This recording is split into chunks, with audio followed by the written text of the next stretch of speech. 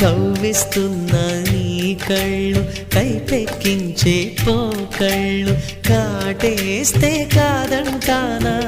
ఇప్పుడైనా వయసేమైనా సొగసేమైనా మరపించే మనసేమైనా నవ్వు నవరాత్రి నీ కోసం తీసుకువస్తున్నా మైనా ఏమైనావే మన్మథ మాసం అయినా ఎంతైనా ఇది మెత్తని మోసం